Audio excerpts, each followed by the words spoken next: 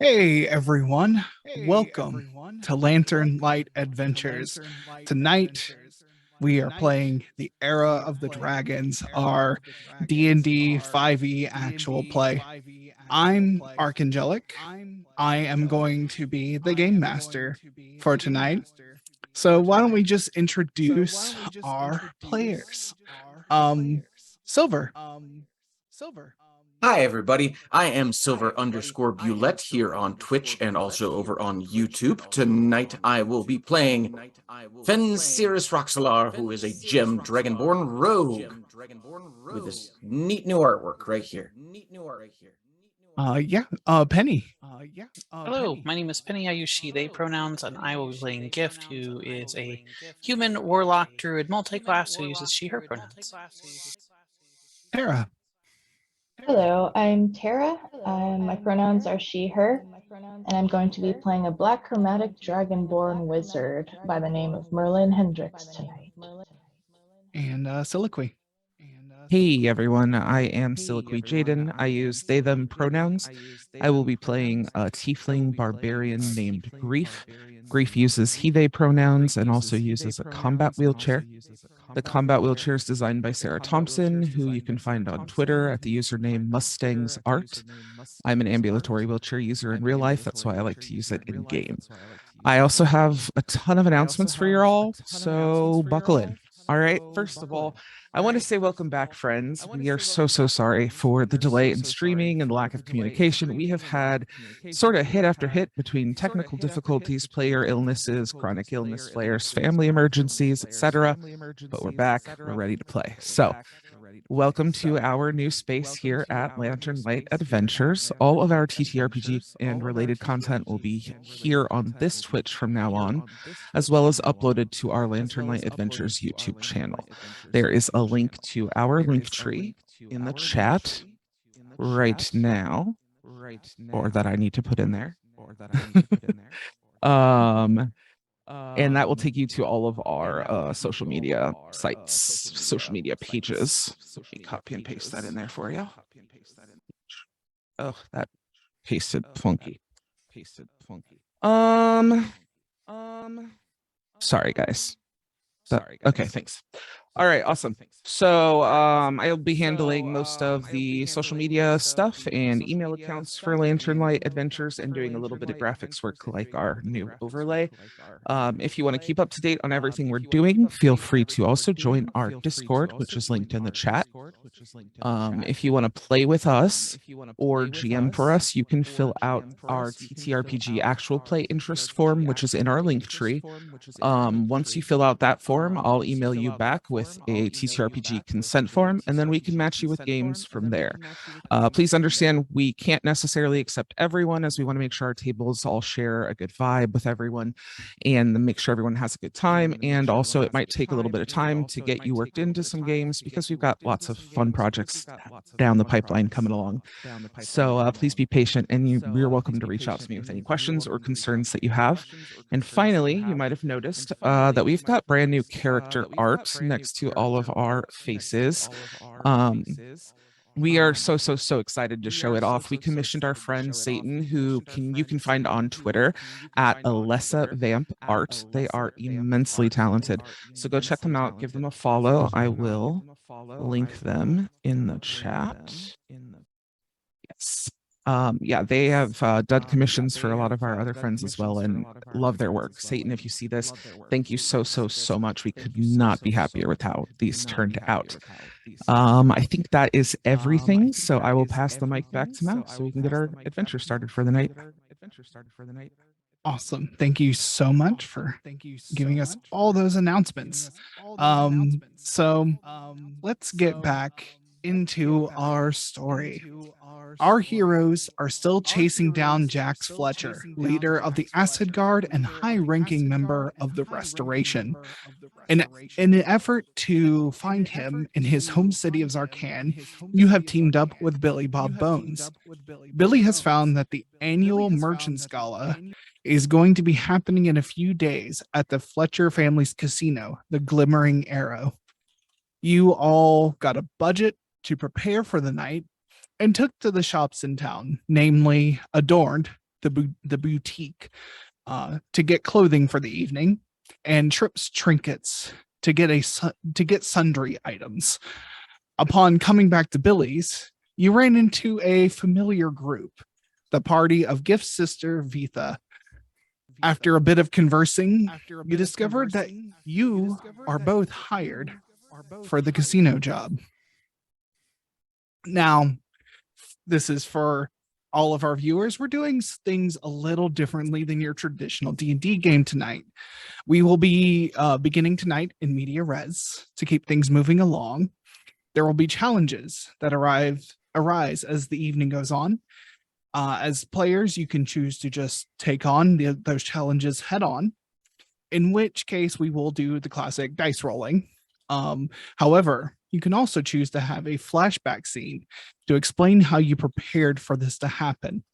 This allows us to stay in the action instead of having a lengthy planning episode. Having this flashback is not always without a cost, though. I, as the GM, may ask you to spend a hit die to overcome the obstacle without a roll, as you are prepared for this to happen, but overcoming it takes a physical toll. Or if you could bypass it with objects, items, or bribery, in the days leading up to the gala, I will ask you to play out the scene and spend gold. All of that said, you all step out of a massive cart, pulled by a team of 4 draft horses, each adorned in feathers and decorative barding. The cart is adorned with the seal of the Royal House Theroux, a golden salmon gleaming, seemingly leaping over a red castle.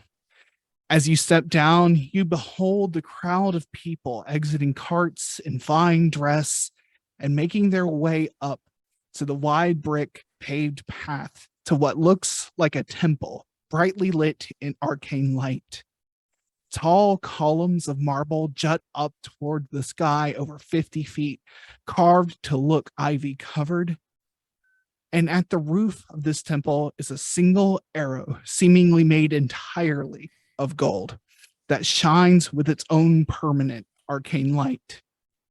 It is a humid night, and the air sticks to you. It smells of horses and expensive perfume. As you all step out, let's have a flashback. The title card comes up, says 2 days earlier. You are in Billy's home with everyone here and Vitha's party as well. Billy is explaining. So every year, the merchant families in this town have the Merchants' Ball, celebrating their wealth and fortune. It's the 4 main families in Southern Reach: the Fletchers, who are hosting this year, the Whitakers, the Lairds, and the Montclairs. Jorce Fletcher is the patriarch for the Fletcher family. They deal mostly with sanitation for the city, amongst other things, including a casino as well. The patriarch for the Whitakers is Carrie Whitaker. Boris Laird leads up the Laird family. They deal primarily in timber and shipwright, building ships, building the ferries that you see all through here. And then there's Angela Montclair. She controls the shipping vessels on the Clay River and seafaring. She basically controls all the commerce coming in and out of on the water. Now, I have been invited because I help these families here and there, do a little security every now and again, and also garnered a little bit of respect and celebrity amongst them. You know, and it also doesn't help that my fiance is going, Princess Ursula, the Duchess of the Glades. I didn't realize you were engaged, Billy. You know, we're trying to keep it quiet. It's hard when you're two high profile people to keep a private life. That's fair. Congratulations. Well, thank you. Now, we will be traveling along with the princess, and you will be her personal entourage as well as mine. Now, Bree here. Bree is a gray tiefling, she just wears monk's clothing, part of Vitha's entourage. Bree here has been working as security for the past few days, doing a little recon at the casino. Now, the plan is that now, did we settle on it was team 1 and 2 or team A and B? I wasn't sure. I think we settled on team 1 and team A, if I remember correctly. That tracks. Now, team A is going to be the distraction, but also maybe we'll get a little bit out of what team A is doing as well. Vitha and her crew here are going to lay down some explosives and break into the casino's vault tonight. Now, that is not our primary goal here. Our primary goal is that Jax has been kidnapping people all through Southern Reach and holding them hostage in order to extort people throughout the realm. As you well know, you've met the mayor of Stork's Run, and we have determined that he has the mayor's wife. Now, our goal is to get them all freed safely, and if we can cause the fall of House Fletcher, then so be it. Hopefully, in the chaos of this explosion, we can make our way underneath this casino, get in, get out, and save the day. Yeah, speaking of, do we have a map? Yes, Bree will pull out. I have some rough schematics or rough layout of the casino. Wasn't able to get my hands on anything official, but we'll actually do it this way. We'll flash back to the casino floor. You are all dressed to the nines. There are staff all in the same uniform, holding trays, bringing drinks and food to people. There are large card tables. There's roulette, and there's just revelry and everything. There's a large stage as you enter where a band is performing music for the whole night.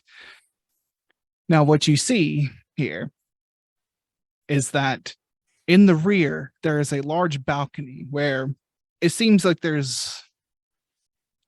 while it's mainly about the four families are kind of keeping themselves up on this upper level where there are more private tables.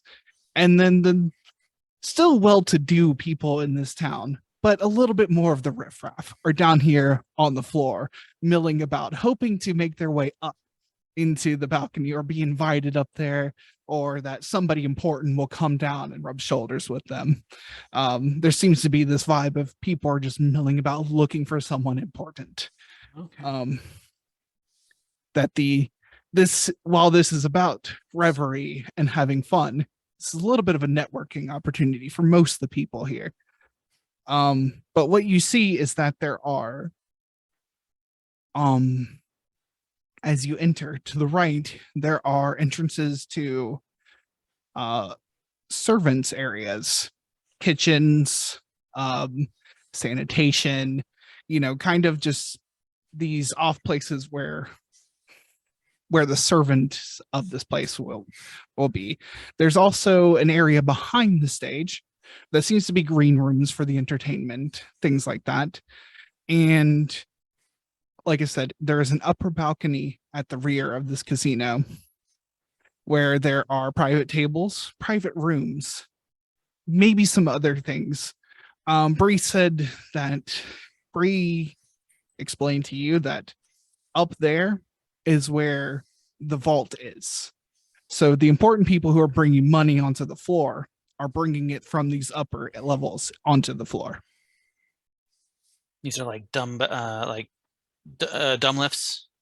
Yeah, so there's basically the back rooms are back behind all this VIP area.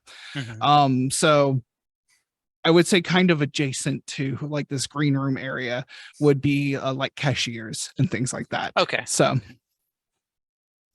you are all on the floor. Billy kind of explains to you. He says, while Jax might know who you are, as far as we know, his father is not aware of his extracurricular activities. So we're hoping, our hope is that Jax won't make too much of a fuss if he sees you on the floor here, because that might tip his hand to his father, who could easily cut him off. Very good to know. So you were all here on the floor. Billy is dressed up in, it looks like he could easily be at a ball or a battlefield. He is still in padded armor, but there's like twice as many feathers, more blocks of color. The colors slightly clash. There's these blues and oranges. Some of them are gold embroidered. But with him, arm in arm, is Princess Ursula. She is slightly taller than Billy, and she has dark skin. Her hair is in many braids pulled back into intricate knots at the back of her head. Her face is painted in red clay, but with flecks of gold in it. She carries herself with like a royal would. She is second in line to the throne, after her sister, so her older sister. So she's not too concerned with eventually inheriting the throne, but she is still very important and easily more important than anyone else here.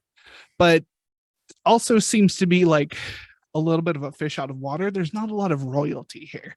This seems to be the merchant class more than anything. All right, Billy. Well, where to first? Since we're your guards and all. Oh, feel free to mill about. It looks like there's dancing. When the time comes, I'll find you. You'll know what to do. Stood. So for now, we blend. For now, you blend. Billy will come to you, Gift. Says, now you, Gift, I've noticed you have a penchant for cards. She smiles. How about you escort me? We have a table. We have an appointment at a table tonight. She lights up.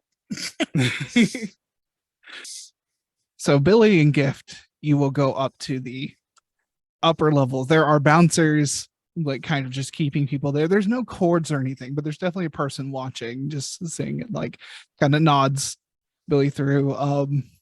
The princess will say, I'll catch up with you later. And just kisses Billy's hand, like,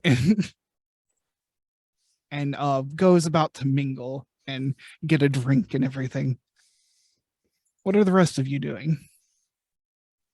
Ben's gonna get a cocktail of some type and very, very slowly sip it down as she becomes somewhat of a wallflower, keeping eyes on Billy at all times while giving him distance.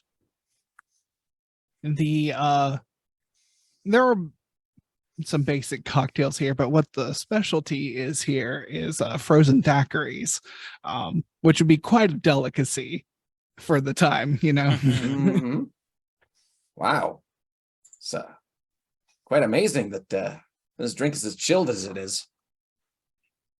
Yeah, and it is heavily heavy on the rum. It's very fruity, has fruits that you've probably never tasted.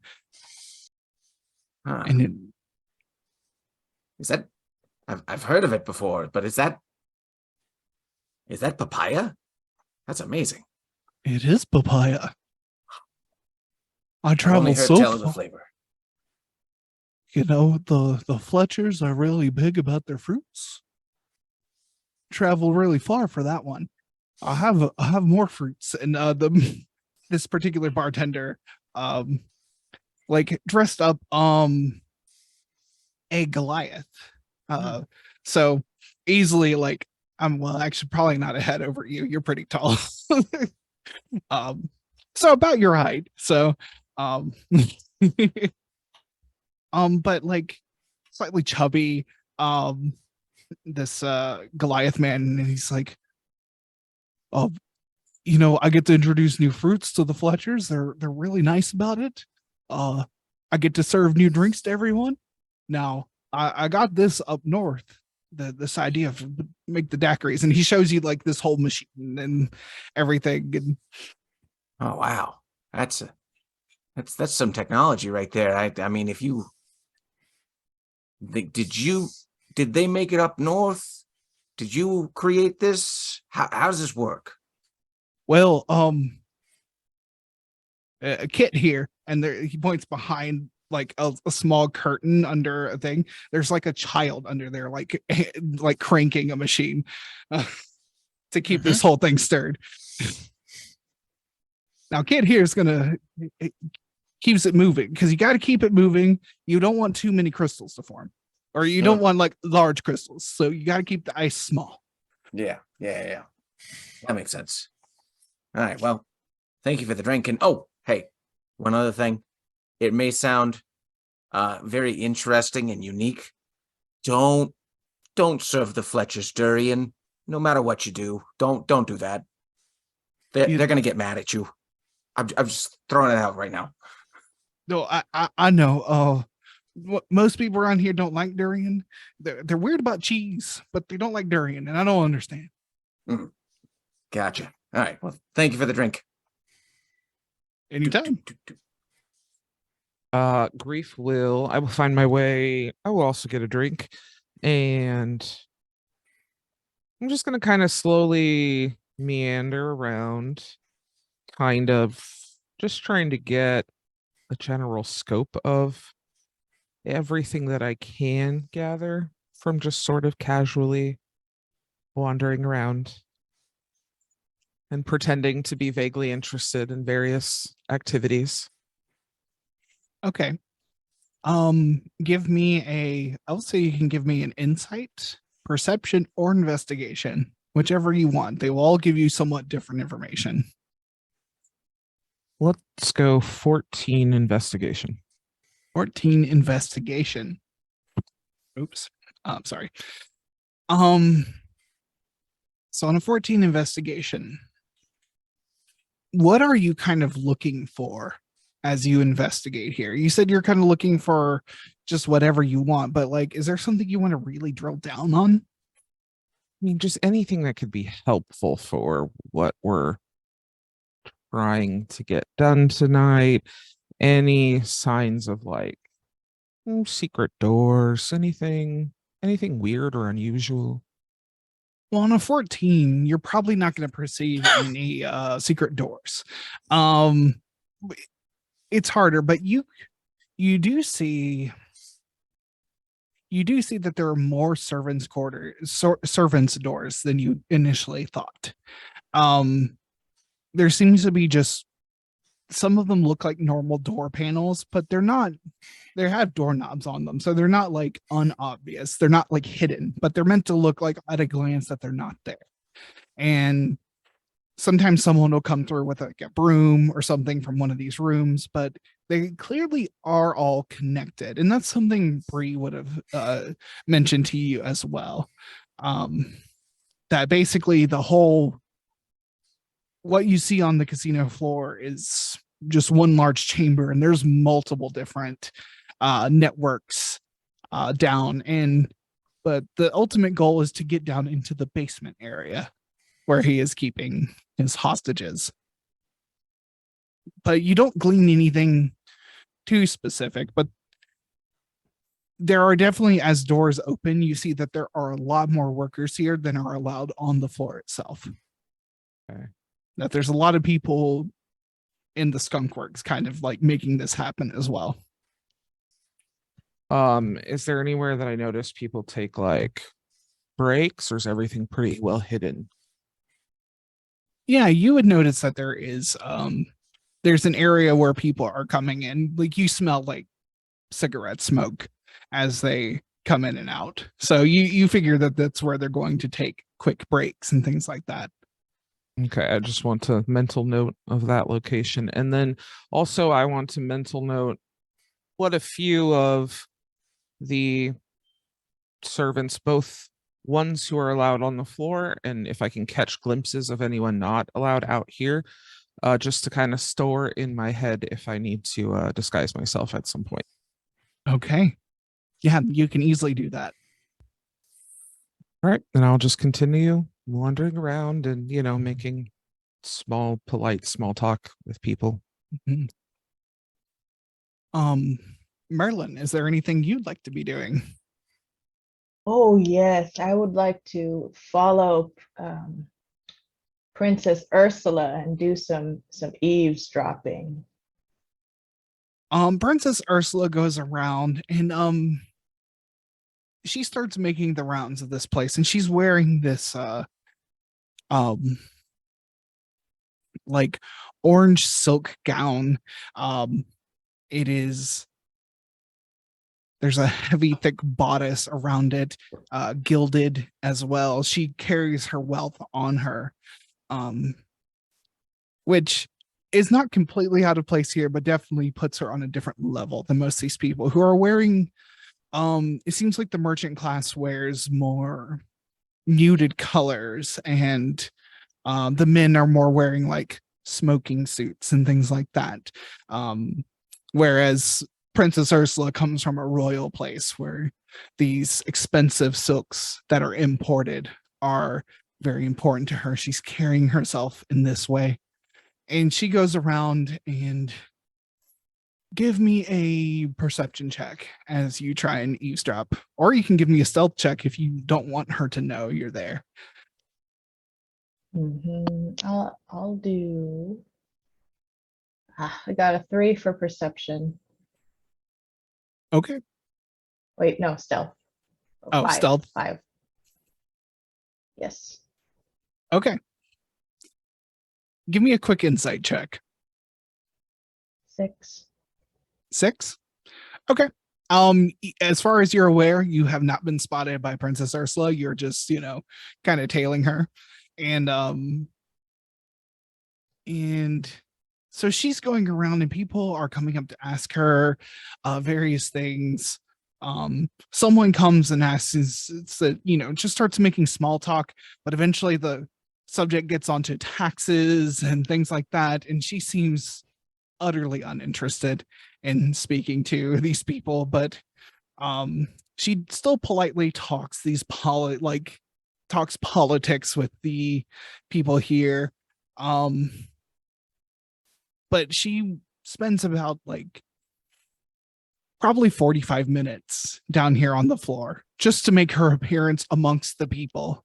Mhm. And then she will go up to the VIP area to one of the to the bar that's up there and have a seat. And of course, you are allowed up there with her because you are her personal entourage.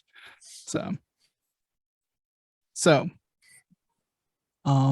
is there anything else you wanted to do, Merlin? So I'm with her in VIP right now. Yeah, you're just, I imagine you've been trying to be stealthy. You didn't do a very good job. So as she comes to the bar, she says, she doesn't turn towards you, but she says, "Why don't you come sit with me?" So kind of you to offer, Princess Ursula. I will take you up on that.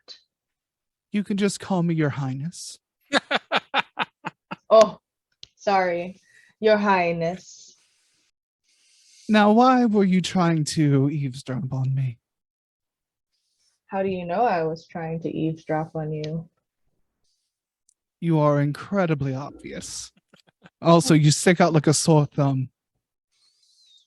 not many dragon folk around here. You and the green one.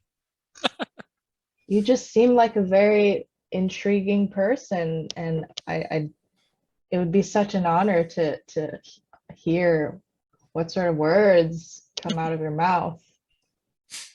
I'm just curious. Smooth, Merlin. She says, "You are a wizard and an academic of magic, correct?" Yes. Why are you caught up in the affairs of Sir Bones? That information is classified, Your Highness. She chuckles and she says, "I love him dearly, but he keeps the strangest company." Now, were you in Stork's Run recently? I don't believe so. If I was, I have, my memory is failing.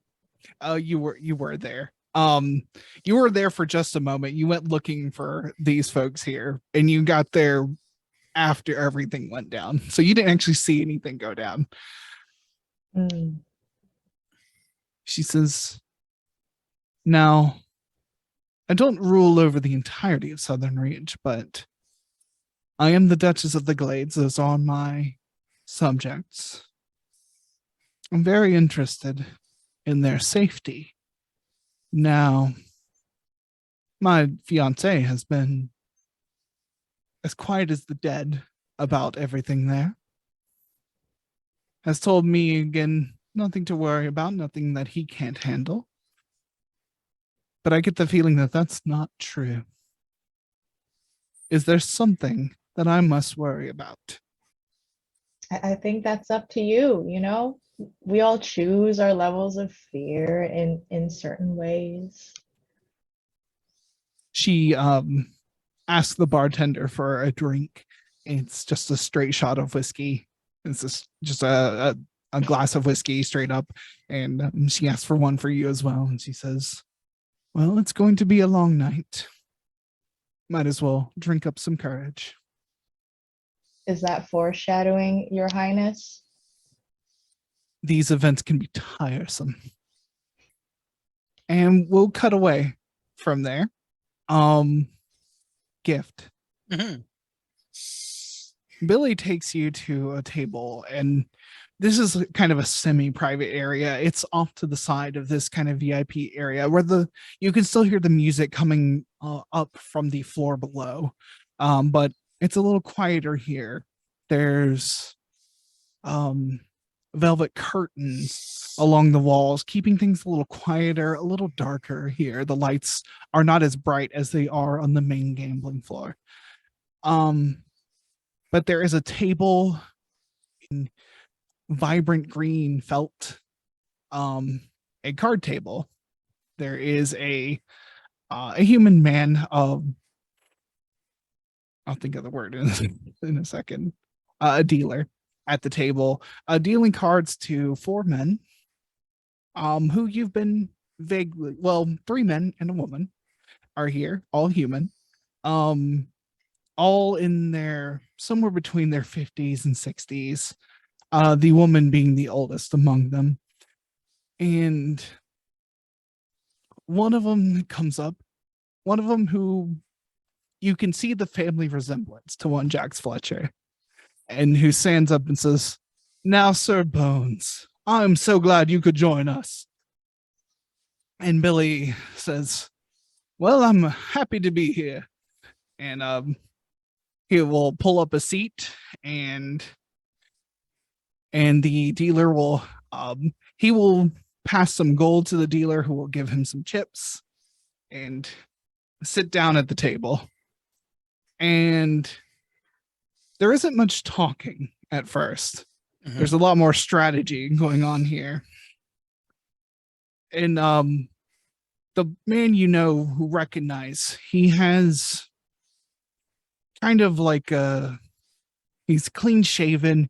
He has kind of dark hair pulled back straight, kind of greased, back, a little bit pallid in tone.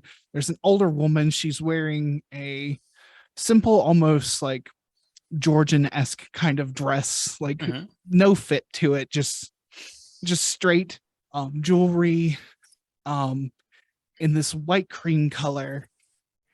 And she is smoking in this from like a long stem with a cigarette at the end.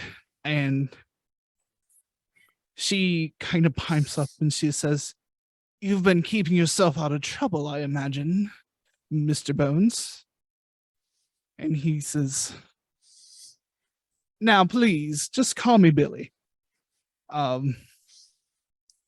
She says, "I heard about some trouble down in, one of the Glade towns. A little bit of kerfuffle." And he says, "Well, now I wouldn't know anything about that, ma'am." And they go through a few hands of this card game. And he says, and after about half an hour or so, Billy will say, and things go on like this over the next half hour, of where they'll just like say something and then there'll be a series of non-answers, and they'll have conversations that never seem to come to any conclusion, but it's all like kind of this sense of like one-upping each other, like trying to like, these are, but as the conversation goes on, you know that these are the four leaders of the four houses who have come together to put on this gala tonight. These are this is Jorce Fletcher, Carrie Whitaker of Whitaker Bank, the primary bank of Southern Reach, Boris Laird, and Angela Montclair, who is smoking away. Boris is wearing a blue suit, silk on the lapels. He has a large, long white beard, and he says, "No, the trees have not been very good this year. No good. I'm going to have to up the prices on all my ships." And Jorce will say something about, "Now that's ridiculous. We have an agreement. You'll get your money." And just this kind of like non-talk, speaking about previous agreements and things. And Billy will eventually say, "Now, if you don't mind me, I need to find the rest rooms." And he says, "My dear friend here can act as my proxy for a moment." Yeah, if Billy was making any particularly bad moves in the card game, Gift would definitely like put her hand on his shoulder. You could tell that Billy, yeah, you put your hand on his shoulder at some point, and he continues to make these moves like he's setting himself up to be the submissive one at the table. Got it. He's folding earlier. You see Yep. his hands, and you know he's Right. folding earlier than he should. But sometimes he'll make a move and win, a small pot. Got it.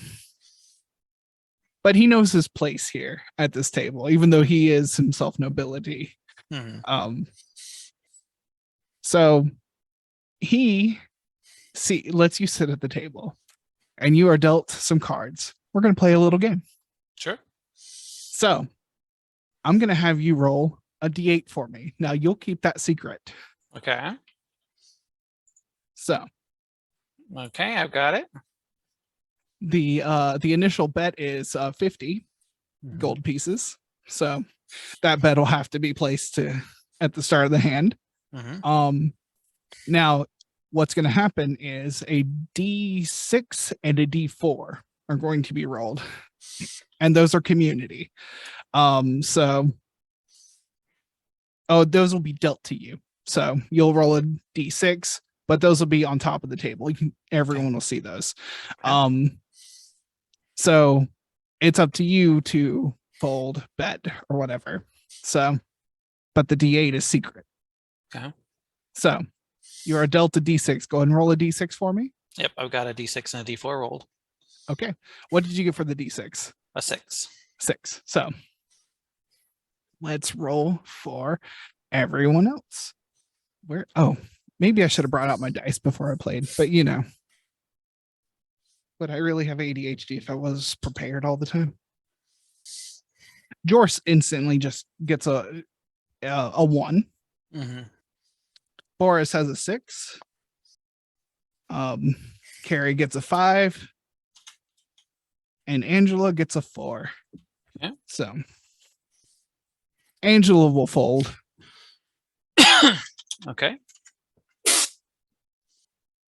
The rest of them will stay in. They'll place their bets. They'll call for 50. So 50 more gold. What is Billy's pot right now? Billy's pot, you're looking at it, it's easily like 1,500 gold pieces here. Okay. Like Got it. just a ton of money on the table here. Okay. What would you like to do? Well, I don't know the rules to the game, so Oh, yes. So basically, once the D4 is rolled, everyone will have to reveal their hands. So they'll get the D4 dealt to them. Whoever gets the D4 dealt will all reveal the hands. Whoever has the highest will win the pot, basically. so of all 3 dice. Yes. Got it. Yes. All All right. 3 dice added together. Oh yeah. Now, if all 3 dice are the same value, that's above Got it. just getting the highest number. So Got it. Okay. Yeah, we'll absolutely put 50 to stay in. okay. All right. So you'll stay in. Mhm. We still have the 3 men in, Mhm. and the D4 will be rolled. Okay. Mine's a 2. Boris will get a 1. No, Jorce will get a 1. Boris gets a 3. And Carrie gets a 1. Okay. So they all reveal. Let's see. What was your total? My total is 8 plus 6 plus 2 for 16. You will win the pot. And they all grumble that they all have lost to a commoner. But they'll try and keep their composure, but you can see them like kind of shift in their seats a little bit upset, seeing their money. And of course, 20% of that pot goes to the house. So Of Jorce course. isn't too mad, but you know. So the house always wins. So That's how it goes. but behind the dealer, you see something on all fours crawling, something dark, something mangy, covered in feathers. And you hear a familiar voice saying, yeah, this is good. I like this. I mean, it is possible someone might notice her narrow her eyes. She's pretty good at not showing things like that, but it's possible. Make a deception check. Natural 20 for a 27. Okay. Yeah, no one will notice you kind of narrow your eyes as you see the 2 eyes from these 2 raven-like eyes on this creature. The dog-like body kind of just circling this table, looking at you and saying, look at you showing up. These pompous. The word left me. These pompous fools. They think they're more powerful than you. You can show them. You have more than they have. You could She tell doesn't them actually right here. disagree with that sentence. So. Again, sort of an imperceptible nod, I suppose. She doesn't think Yeah. that the critter's wrong right now. No. But he will circle. So for now, we'll just let that scene. The hands will continue. And you easily just start taking their money from them. You start winning hand after hand. Sometimes you have to fold, but you're very strategic about it. You don't lose hardly any money in this. Yeah, Um, and she watched the way that Billy played, so she's going to try to play like Billy, like yeah, win enough to make a point, but not enough to be a problem. Um, you know, has a very high insight, very high persuasion. That's all gambling is. yes, exactly. And these guys aren't good gamblers. They're trying to also like one up each other while playing, and so they're like somewhat concerned about you, but they're more concerned about each other. And Angela folds more hands than she plays through.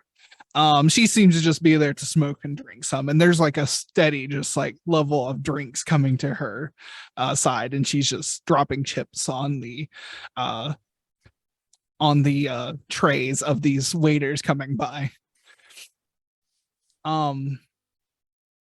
Boris is getting annoyed at certain points as he is, as he loses hands and things, and he definitely seems to be, as you see their dynamic, Boris seems to be the kind of like odd man out. Mhm. He just controls all the trees in a forested part of the Southern Reach. So he gets a seat at the table because they need him to be at this table. Right. Not because they want him to be. So yeah, what is everyone else doing? Is there anything else anyone wanted to do? When Billy left the table, Fencerus would have followed to keep an eye on him, at least as far as going to, I don't know, if he went off to the restroom, obviously she's not going to follow him in, but follows to the door, Okay. trying to be a good bodyguard. Yeah, you easily follow him through, and he says he'll actually kind of catch up. You'll kind of intercept him on the way there, and he says, "Everyone having fun?" Yeah, boss. Everything seems so much fun. All these other bodyguards hanging out and chatting. Hopefully, not too much fun now. Oh yeah, just enjoying a papaya frozen drink. You ever seen one of these? Yeah, that fine bartender called it a daiquiri. Daiquiri, that's what he said. Yeah. It's great. It's really good. I have never had anything like it. You said it was papaya. Yep. He says, "I'll have to have me a couple more now that I know what it is," and he'll go into the restroom and. All right. And Fencerus will stand watch outside of the restroom. Okay. Grief, was there anything else you wanted to do? Nothing I can think of, honestly. I'm really just trying to blend. Billy wants us to blend. I'm doing the best I can. Okay. I'm feeling very out of place in this very, very foreign setting. Now, it doesn't seem like a lot of people brought bodyguards. Like they might have one or two like valets or something, but they're mostly staying like towards the front or with the carts or things like that. It seems like Billy and Princess Ursula are kind of unique in this situation of bringing an entourage and security here. Which makes sense. They're royal. Yeah. I think that's where we should take a break. Okay. Let's take a little break and we'll come back in 10 to 15 minutes and continue with our little casino heist here. Fantastic. Thanks, y'all. All right. See y'all in a bit. Welcome back, everybody. Hope you had a good little break. Got some drink, got a snack, got up and moved in whatever way makes sense for you. And now we'll continue with our little casino heist. So, Merlin, you're sitting with Princess Ursula and a man with kind of long hair, long greasy hair pulled back, very nice, like very nice suit, just comes and sits by you. He tells the bartender, he says, "Just have a rum." And he gets his drink and he says, he kind of turns to the princess and says, "To you, your majesty." And go ahead and roll me. You can roll history or you can roll insight. I'll do history. Okay. 14. 14. You would recognize this as Jax Fletcher based on the description of what others have told you, because you've never actually seen this man.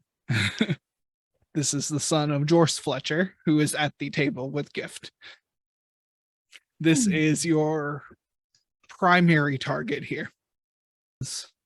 Well, I would spend some time with you, but I do apologize. I need to make the rounds here and make sure everything's in order. And he downs his drink, kind of impolitely slams it onto the table and makes his way around. And Billy comes out of the bathroom, the restroom, kind of adjusting, like buttoning his armor back up as he comes out, and his sword is still dangling at his side. And he says, and that's about the time that Fen, I believe you would spot Jax as well in this upper VIP area. We got a person of interest, 10 o'clock. Heads up. He says, so Billy says, all right, well, then we should maybe get things in motion then. He says, I'll go take my place where I belong, and I'll let our friends know. Very good. Gift, you've been sitting at this table a little while while Billy was doing his thing. It's been a few hands, and this creature is just breathing down your neck and saying, you could just end all this charade right here. You've become quite capable. You're muted. Hardware mute. Mhm. Yeah, she nods imperceptibly. I assume that was a telepathic message from Fen. I don't think Fen said. Yeah, Fen didn't send any message. Where's the confusion here? Oh, I thought the 10 o'clock thing was sent via the telepathic chat. Oh, did you? You know, I wasn't thinking that. I was aiming it at at Billy, but Never mind then. That's fine. I just misunderstood. It just seemed like, oh, that must be what's coming over the radio. that would be logical. However, that didn't come to my head, and therefore I don't think it's fair to say that came from Fen's head either. Fair. Okay. So We have imperceptibly. we do have a lot of space to retcon things, as we didn't have a planning session. So yeah, it's up to you. No, that's pressure fine. Yeah. It just impacts things just a little bit. Yeah. So yeah, she nods imperceptibly. And she looks around to notices, I assume, that Billy has come out of the restroom. Yes. Mm-hmm. All right. After this hand, she will take Billy's pot and, excuse herself from the table. All of her winnings, she will hand to the dealer. Okay. And she will excuse herself.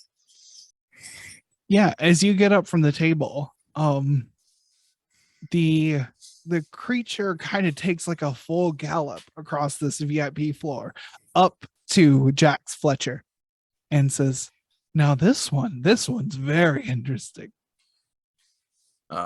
She's about watching. that time, everybody on the floor hears in their head, we got a Jax Fletcher sighting on the VIP floor. Once again, we got a Jax Fletcher sighting. I'll be on my way. And I will nonchalantly make my way. Yep. You roll your way up there. Go ahead. Are we all headed toward Jax? So let's back up a second. What is the plan here when Jax has entered the floor? Considering that it seems like Billy believes that something should be happening. So, what was the agreement amongst you? You're back in Billy's apartment, planning things out. Well, I say apartment, but he has like a whole townhome. That's what it is. So he says, Billy says, now we need to decide where does Mr. Jax need to be to make this as fluid as possible? Do we need to make sure that Jax is implicated in this, or do we need to make sure he is nowhere near this? Billy says, now I'm sure the witnesses will make statements as to Mr. Fletcher's dealings. I'll see fit that makes it its way to the highest authorities. All right. Well, I'm thinking one person. I think it's going to be most important when the action goes down and our friends make things happen for us to be having eyes on Jax without him seeing it. Because it might be in his mind right away that something bigger is going on. I might be giving him too much credit, but he might think, I better go see to the prisoners and therefore go that direction, which might be our lead to get down there. Mm-hmm. Billy, Vitha says, sounds good. If he's not near the vault, that makes things easier for us. Sounds like he's not he's no chump. He's full of himself, not necessarily a chump. He did get turned into a bugbear by a witch, though. Bugbear? Owlbear. I forget which. At any rate, some sort of bear. Hold on, I'll remember her name in a second. Lynn, the wizard in Vitha's party, will say, an owlbear? Or now this is an important distinction. We need to determine this. Was it a bugbear or an owlbear? They're very different bears, I'm aware of. It's an Also owlbear, right? Oh, interesting. I wonder what it'd be like to be turned into an owlbear. And she writes down, she starts like making arcane scribblings in her weird book. And so Billy says, all right, sounds like the plan is as soon as we see Jax on the gambling floor, we proceed with the plan and keep him from getting to important places so we can get there first. Sounds good. So we are back on the floor here. How are you all reacting to Jax being here? Merlin's eyes are squinting very intensely, and they're becoming more and more bloodshot. I think Fen forgets herself a little bit. Just realizing, oh, hey, that guy's totally going to recognize me. And so she tries to disappear against walls as much as possible. All right, yeah. Go ahead and give me a stealth check. Ooh, 14 plus numbers. That is a 25. Definitely some numbers. With a 25, yeah, you just like somehow there's always a waiter with a big tray of something in front of you. Like it's just as you make your way around. Everyone can make stealth checks if they want to remain hidden, but you can make a charisma stealth check instead of a dexterity stealth check if you want to. What does that mean? So if you are proficient in stealth, you can add your proficiency, but you can use the modifier for either Charisma stat. instead. Yeah. So because Gift looks like an entirely different person, she's not really that worried about stealth. She is going to go and run right into Jax. And her goal is to knock him off on balance enough that she can slip the poison that's in her left hand into his drink. Right, and you did buy poison ahead of time. You're damn right I did. Yes. I'm gonna say that this is. I'm inclined to say it's acrobatics or sleight of hand. I believe I'm equally bad at both. I'll give you advantage because he does not see this coming at all. So fair enough. I'm going to go ahead and try to argue for persuasion here because I am theatrically falling into him and trying to keep his attention.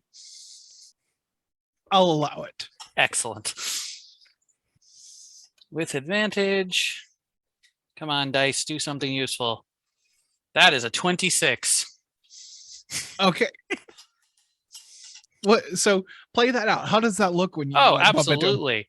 I usually go with a half elf. This is a different half elf because he might know one of the half elves. So this is a substantially more attractive half elf. Usually she goes for very plain, and she's going for very not plain. She is going to be plain up, being just shy of like awestruck by the sort of goings on. But when she hits him, she's going to hit him pretty hard. Like she's going to fall with her knee right into the back of his knee. She does, it's no damage here, but she wants it to be front and center. He's paying attention to the fact that this woman just fell all over him. As she falls, her left wrist will brush his glass, dropping in the poison. And then she'll get up and profusely apologize, look completely demure, and as quickly as possible, get out of the way. Oh, I can't hear you, Mel. Yeah, Zoom warned me too. You bump into him and he says, "Whoa, hey, whoa, is everything okay? Where's the fire?" She immediately says, "Oh, I'm sorry, my left knee gave out. It's these shoes." She points to the very expensive shoes that are not for walking and says, "I'm terribly sorry." He says, "And that's okay. You're with Sir Bone." He's like, he picks some, he kind of like makes sure his drink is still okay, looks at it a little bit, and he kind of straightens himself up. He takes a small sip of his drink and he says, you're with Sir Bones, aren't you?" She nods and actually looks at the princess and says, "Oh, I'm sorry for causing a ruckus." And the princess says, "No worries from me, dear." As she like is just like slowly like nursing this whiskey, like watching all this happen with just like there's a slight smile in her face, like about all this. She And- turns back to Jax and says, "It is truly a lovely casino and an honor to be here. Again, I apologize." Well, you just be careful now, okay? Of course. Try And and she, go ahead. He says, "Try and stay out from underfoot." And Of course. And she will disappear into a crowd. he will take another sip of drink. I'm gonna roll a Constitution save for him. Yeah, you'll have to. I don't know what the poison was. It was random. I'm running on vibes right now. Okay. We'll see how this goes. Was I in a place where I could see this interaction happen? 100%. Okay, great. Then I'm going to use that perfect distraction to get closer to the rest of the members of my party, because I feel like I am very obvious and I'm a little nervous that Jax is going to see me, but I don't want to use my disguise ability quite yet. So I'm just going to use his very much distraction to try and make my way around. Okay. Yeah, and he's completely distracted. He doesn't notice like after that big whole thing, he's just like looking for someone to seem important to now. Because it didn't make him look good. Like like part of the drink like kind of spilled on him a little. Like, it wasn't a good scene. So he's like cleaning himself up, trying to save face so he doesn't notice Fen or you come up here. So, well, I mean, no one can notice Fen. So PSA, kids, no matter how much bigger your target is than you, if you hit them in the back of the knee, they will stumble. Oh, true. Going to middle school taught me that. That's what we used to do all the time. Like kick people in the back of the knee, just people go down. Mhm. Like, God, kids are mean. Anyway. I wonder where they learn it. Well, Well, escapism. Oh, anyway, so yeah, you're making your way up. You're just kind of keeping an eye on him as he kind of goes up and he makes his way over to his father and let's kind of whisper something to his father and then starts making rounds and shaking hands and keeping face with people. So the music is still playing here. And then the whole place rumbles, just shakes on its axis. And that is your cue to jump into action. The dust comes from the ceiling as things settle. The arcane lights in here flicker for a moment. There are screams and people rustling. Some people flee for the door immediately. There's chaos on the lower floor, the lower gambling floor. What would you like to do? Fen immediately goes into guard position for Billy and takes him towards the door. Okay. Billy says, now what on earth could that be? And he's not trying to be too convincing. He gets up and you come up to him and you start escorting him towards the door. Yes. As per the plan. Okay. We must keep our VIP safe. yeah. As I come around and Billy says that, I will respond with, "Sir, we better get you out of here. Let's go." Go ahead.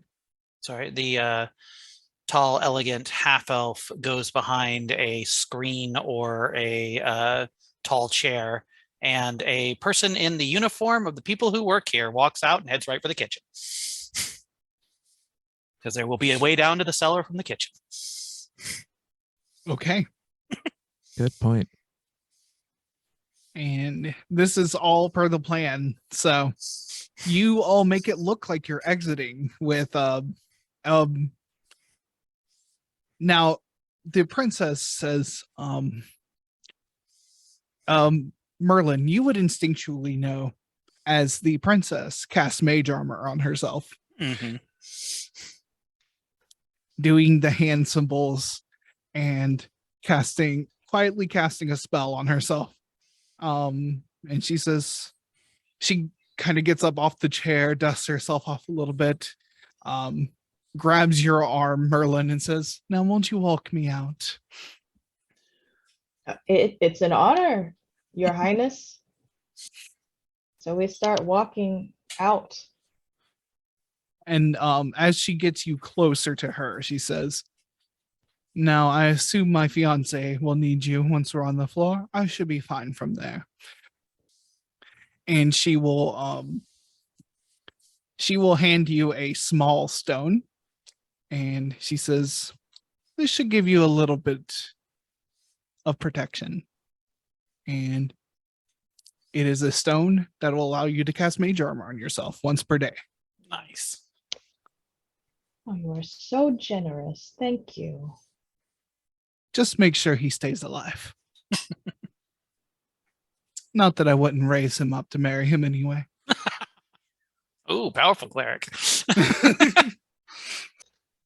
As I'm making my way into the kitchens looking for the sort of the back rooms, that make my way downward. I'm going to broadcast with my mind. Shadow, I'm sure you're skulking around. Let's talk. You come into these kitchens and there's like pots of racks, there's rows of ovens and stoves. There are kobolds and goblins working these kitchens and various other creatures, and there are kind of human overseers in here watching everything, and they're telling them keep working, but the creature is lurking like in one of the like pot racks above the thing, just kind of watching and surveying. As she keeps walking, she spots it and says, "You're right. I can't believe I'm saying it, but you're right. This is pompous and pointless and eating up enormous amounts of resources, and it could be better used by people like me." Yes, now that's what we need. So I have a job to do, and I suppose it'll be easier if I actually let you do what we agreed upon. Let's just see if you can keep up your end of the bargain then. She nods imperceptibly. Okay. It draws ever so slightly closer to you. So the rest of you are all out on the floor. But you know you need to make your way to the basement. Give me perception checks. Merlin, Fen, and Grief. That's a 5. I got an 8. You said 8. perception? Yes. 12. 12. With a 12, you notice that Jax is, after making sure his father is like making his way to one of the back VIP areas to maybe have a different route out of here. He makes a beeline to one of the servants' exits and kind of just opens the door and shuts the door behind him as he makes his way somewhere else in this labyrinthine place. We cut away for just a moment to see a human wizard, a dwarf cleric, and a tiefling monk just like punching guards, and a human fighter like Vitha in her red with her sword and shield, just like keeping guards back. Brett, the dwarven cleric, is just putting money from the vault into a bag, just shoveling it in and just like making a big show of like stealing all these things. Bree is leaping off of walls and punching guards in the face. Like there is a whole scene going on at this vault. Lynn is casting some sort of like haste magic on everyone, just trying to keep everything going along. So we cut back to you all on the floor. There is screaming and chaos still. Yep. So In everyone in the team's heads, you hear, does anyone have eyes on Jax? And out loud you hear Fen saying, all right, everyone to the exit. No one knows what's happening, but we should calmly, safely, please move to the exit. It's going to be for your safety. Did I happen Yes, please, to sir. see where Jax went? you were the only one who saw. Okay, then I will then I will say back in Fenn's head, he went through the door at whatever time the door is at. Yeah, it's on we'll say the western wall in the VIP area. It's one of these servant stores. 10-4.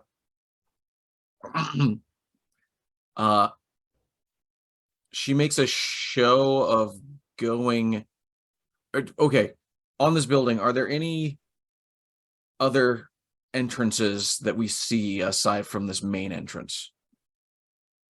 So, as far as just like where the public can enter and everything, no, there's not. That's the front entrance is basically a series of like 4 double doors, that can all be opened in various configurations.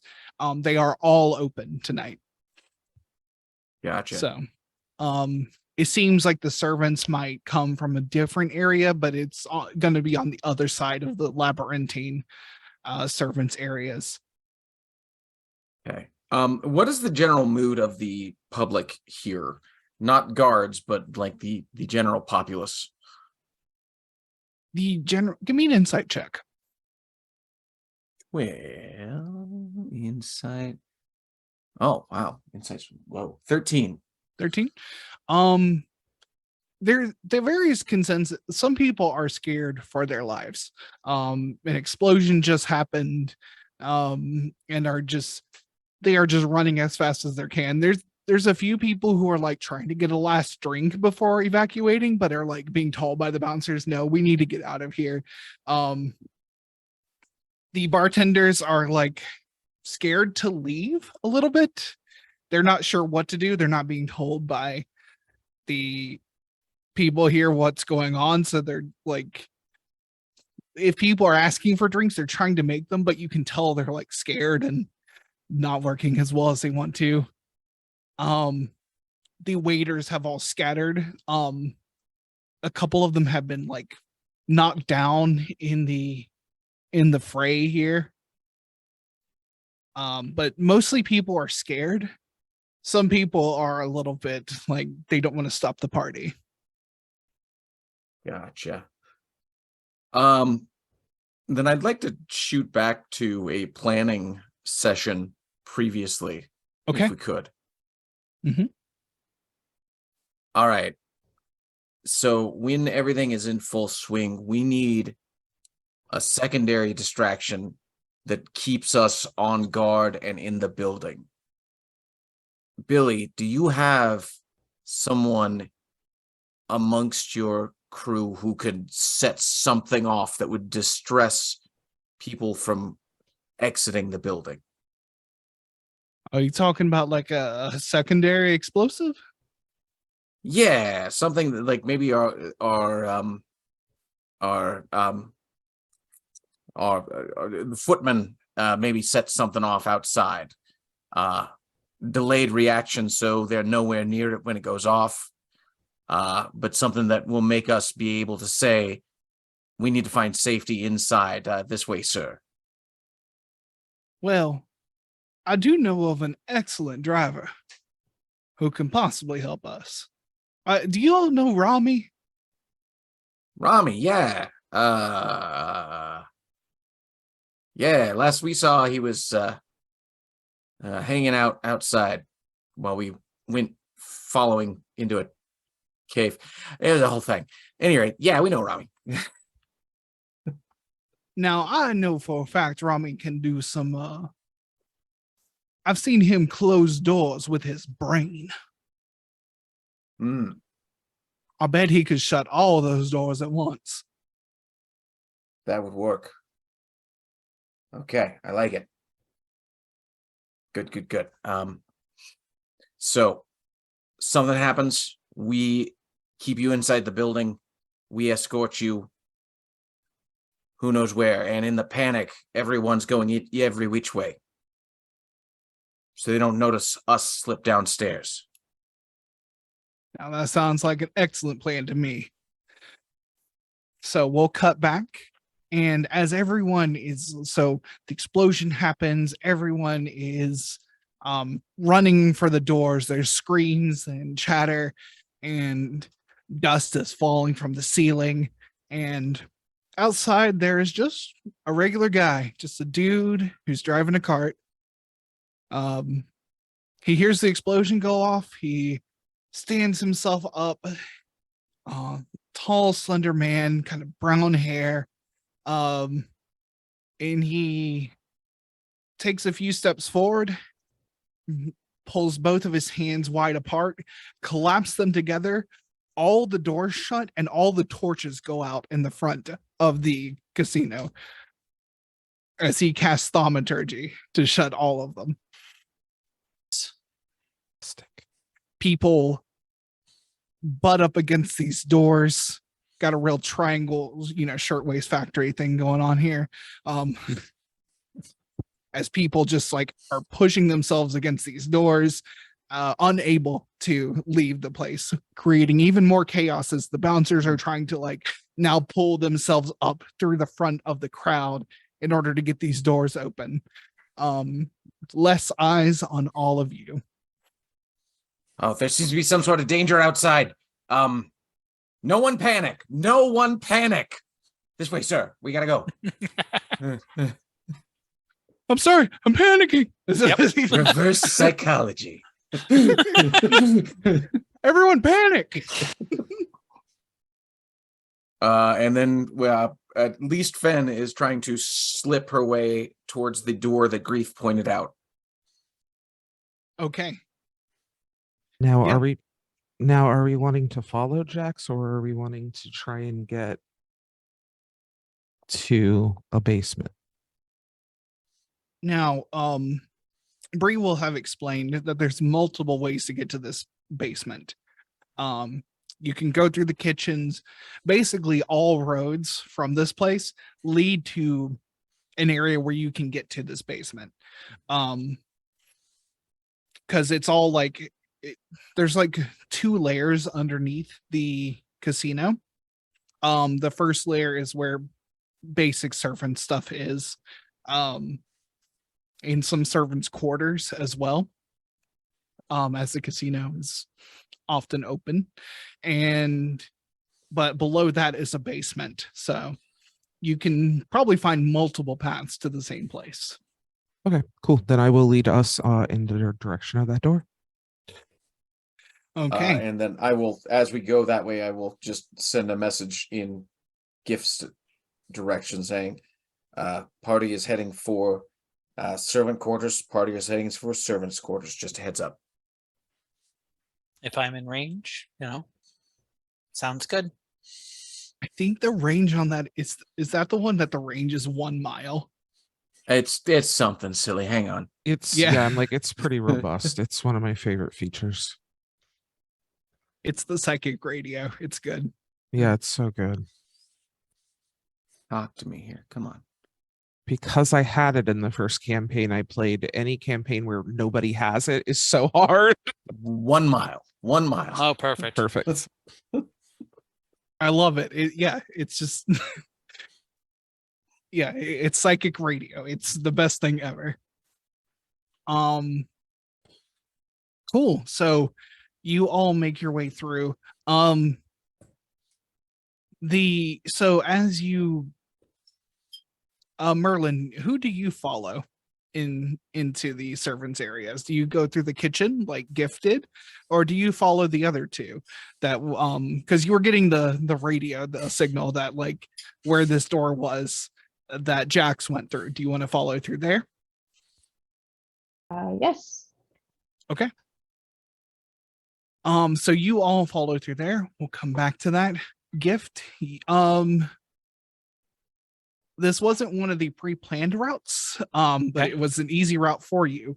I'm gonna have you just make a quick, let's say, survival check, or if an intelligence-based check is better for you, you can do that. Okay. I'll do the survival check. Before I do that, once I'm alone, like downstairs, I am going to cast invisibility. Oh, okay. Because apparently I'm trying to be a rogue without being a rogue. Poisoning people and sneaking around. All right. Let's see. Survival. Regular roll. 7. 7? Mhm. Okay. It's gonna take, you might come up a little bit behind your teammates here. That's fine. But yeah, you make your way through the there's becoming more chaos back here in the servants areas as people are trying to figure out what's going on. You're invisible now. No one's even going to look for you. Mhm. Everyone's way too distracted. So you can make your way through here pretty easily. You go through pantries and cold storage, root storage, and like eventually find your way to just a series of corridors. And we'll make your way into the skunk works of this building. The rest of you, you find yourself in more like a break room type area. There's a place where they keep some extra uniforms and trays and things like that up here, towels and things like that for various reasons. It's kind of a break room area, but everyone seems to have cleared out of this area. But it seems like there's only one way really out of this room, and you follow down into more corridors in this building. I'd like to just casually grab a little bit of those random supplies, like a tray and a towel, and stuff it in my bag of holding. Okay. Easy enough to do. Yeah, you all run down and you come to a door that leads to a doorway that leads to a staircase down into a lower, darker area of this dungeon, not dungeon, I guess basement. And you don't hear it, but a few moments later, Gift, you will come just a moment after them, like through. So I will just broadcast. Well, I guess, how does it work? Can I talk back to Finn? Yep. Okay. Yes. Yeah. All right, Finn, you will hear, I'm right behind you, but I'm invisible. And I think, correct me if I'm wrong, I think it goes to everyone. Like it's basically works. like an open mic channel for all of the people it's connected to. Okay. Then I That's guess you would. Oh, go ahead. that's usually how we play it, because it's just way easier. But strictly speaking, rules is written, it all goes to Fen. Fen is like the central okay. hub. Yeah. Good to know. But I love the party line thing. That I don't even want to mess with that. I just want to make that clear. I know rules is written. Just that's not what we're doing here. Gotcha. I know. I like the open party line. It's way more fun. All right. Well, then you would all hear that, and then a second later, there'll just be a light touch on your shoulder, Finn. All right. Marlene Hey. exclaims, "Y'all, this is spooky. How far do these corridors go down?" It's a good question. The map we had was very basic. Yeah. Mhm. Did Bree have any idea? Bree was unable to make it this far. It seems like this was heavily guarded at the times when she was trying to patrol. mm, Looks like we are making our way down here first. So hooray have we for us. gone through any doorways? You'll have gone through several doorways by Okay. this point. Once it feels like we are like well in it in the basement, Fenn's gonna use her ornamental spear to close the door and, if she can, jam it closed from Okay. this side. That's easy enough to do. I'm not going to make you roll for it or anything like that. It's pretty simple to do. This ornamental staff is made of a nice hard wood, easily able to jam it in there. Right. It's and then not she's- really ornamental. It is a fully functional weapon. You just aren't proficient in it, so it's ornamental to you.